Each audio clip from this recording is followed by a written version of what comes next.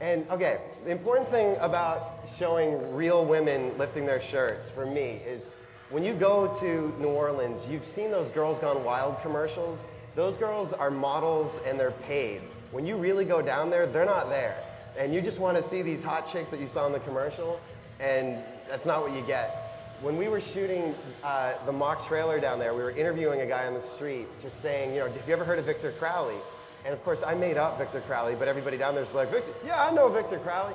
And this old woman jumps in front of our camera and lifts up her shirt, and I swear to God, he's like, Mom!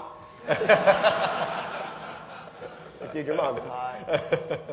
This is our behind-the-scenes videographer, the two-beer drunken guy. He's somebody who's been in all of my short films, that character at least. There's always a drunk guy with 2 beers. Now, here's you coming into this, isn't it? Because you're one of the... Well, I wanted to make sure that there was at least some good acting in the film.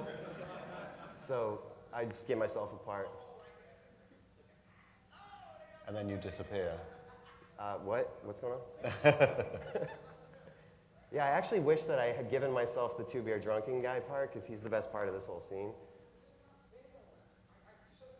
There's my line. Yes! That's your line. That's my line. I actually had more lines than that, but I had to cut them because I was really bad. Well, while this is going on, because this is setting up the actual plot, I mean, I asked you this before, but he's having a hard time with his girlfriend who's just left him. And I actually asked you once if that actually was based on any autobiographical detail. And you said, yes, it was. Yes. Ben, Joel David Moore's character, is completely based on myself.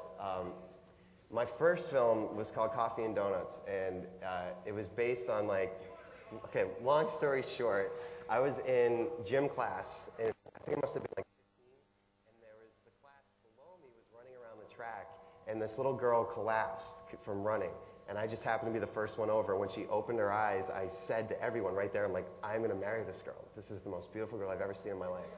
It took me about 10 years to realize she had just passed out and didn't feel the same way. But I waited forever for her to come back, and I haven't checked my messages yet today, but so far, no dice. But I couldn't get over her, and my friends would always take me to things like this and be like, come on, just forget about her. Even the t-shirt that Joel's wearing is from a record store and comic store in Boston called Newberry Comics. That's actually my outfit, basically. That's what I was always wearing, so I just dressed him in my own clothes, only he's a little taller. I was going to ask you about costume budget. Now, mention this scene, because it was actually shot in 2 different places. Okay, New Orleans and the middle of the woods in Louisiana. Sorry, in California. New Orleans. This is an amazing story because we couldn't afford to bring Tony Todd down to New Orleans. So we had to shoot him in the woods where Victor Crowley's house and everything is right behind him. If you could see to the left and the right, it's just trees. And there's just like a black cloth hung behind him to look like it goes deep into his store. And there's birds chirping in his shots, but not theirs. So what we did is we added a line where right when he's going to leave, he just randomly says, I've got to go tend to me birds. Makes no sense. And Tony's like, what do you want me to say? I'm like, just say it, say the line. And this is obviously a body double waving his hand around.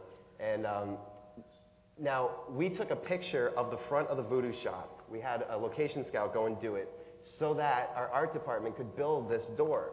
Our location scout took a picture of the door next door. And we shot this first. So then we get to New Orleans, we're like, wait a minute, this isn't, oh shit. So you'll notice when these two actually walk up to the voodoo shop, we never show the front of the voodoo shop because it's the wrong place. And how was Tony Todd? I mean, you had a good time with Robert Englund. Absolutely. What about Tony? Tony is so much class on this guy. He walks on the set, he introduces himself to everybody, the Griffs, the Electrics, hello, I'm Tony Todd. Then when he leaves, when he's wrapped, he actually bows and just says good evening, and he leaves. He's such a classically trained actor, and he really, yeah, got a 10 to me bird.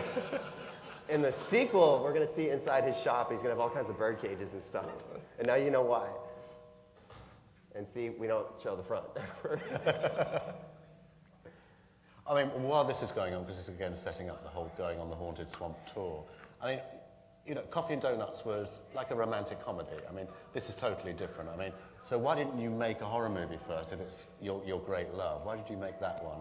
When I made Coffee and Donuts, it was feedback. When I was making Coffee and Donuts, it was because, and I know there's a lot of people in here who've been writing to me who you're making short films and you want to do this stuff, and you will do it. I swear you will. You just have to keep making things. I had a job making really shitty local cable commercials. Like, I don't know if you guys have them here in London, but you know, you see regular commercials, and then all of a sudden you see that one for the local place break, and it just sucks. And you're like, how did this get? That's what I used to make. And I would steal their equipment at night. Car dealerships are the best, or pizza places, and they're always standing in front of their pizza shop at the end, going like, "Come on down," and waving with their family because they think that that's good. And that's what I had a job doing right out of college. And I stole their equipment, and I made a short film called Columbus Day Weekend, where Jason and Michael Myers stalked the same campsite and then turned gay for each other. And that got bootlegged everywhere, and an agent said, "Why don't you make a feature?" And I said, "I don't have any money." But I stole the equipment, and with $400, a video camera. This is our producer, Sarah Elbert, and that's young Victor Crowley, Riley Vanderbilt, right there, holding her head. This is the only puke in the film that is not real. She actually just spit out a bunch of stuff, but every other type of vomit you see coming up is real. This voodoo shop, New Orleans will not let you shoot in a voodoo shop, so we had to build this in the woods next to Tony Todd's little door. So this is all in the woods in Santa Clarita. But I love that. Yes. These two are so amazing because whenever you're casting for a part that requires nudity, you sort of start scraping the bottom of the barrel with the actresses that come in. Because a lot of them, especially first-time directors, slasher movie, they're not going to do it. And we just lucked out that we got these two amazing comedic actresses. I had never seen Buffy or Angel. I had no idea about any of that stuff when Mercedes came in. She literally just got the part because she's the best actress for it. And then I saw people kept asking me, like, "Oh, are you a big Buffy fan?" I'm like, "No." Like, "Well, Mercedes was in it." I'm like, I didn't mean no. I meant, I bet it's wicked good. So Coffee and Donuts, getting back to that, was made for $400. We had a Betacam and 3 lights and pizza boxes for flags. And it ended up going all the way and winning a film festival, and then Disney bought it, and that sort of started my career. But I did it with my friends and $400. And the reason why it was a romantic comedy was because it's the easiest thing to shoot when you have $400 and your friends. And you're not going to be putting belt sanders in people's faces or anything like that. So, at Hatchet itself, when did you come up with the actual core idea? Now, mention all about Victor Crowley, because it was something that you've had since you went to summer camp. My parents sent me to summer camp when I was 8 years old, and they sent me to a place called Camp Avoda, and it was the worst experience of my life. They had us scrubbing floors, cleaning toilets, and I found out just like a year ago when I was doing one of these Q&As, somebody stood up and they said, "You know, do you speak Hebrew?" I said, "No." And they said, "Well, Avoda in Hebrew means work. Your parents sent you to camp work." And I gave my mom a mouthful over that one. But while we were there, the counselor said, "Stay away from this one cabin or else Hatchet Face will get you." And my brother had already shown me Friday the 13th 2 and John Carpenter's The Thing, and I was all into this stuff. And I said, "This is awesome. What's he going to do to me?" And the counselors were like, "He's going to get you." I'm like, "Okay, with what?" And they're like, "I don't know. He'll get you." I'm like, "That's stupid. Well, why is he called Hatchet Face?" They're like, "Because he's Hatchet Face."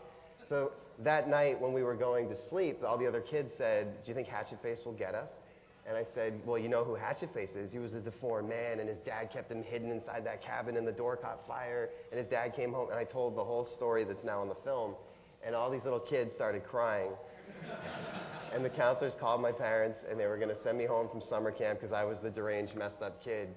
And now I'm here, so so fuck those kids.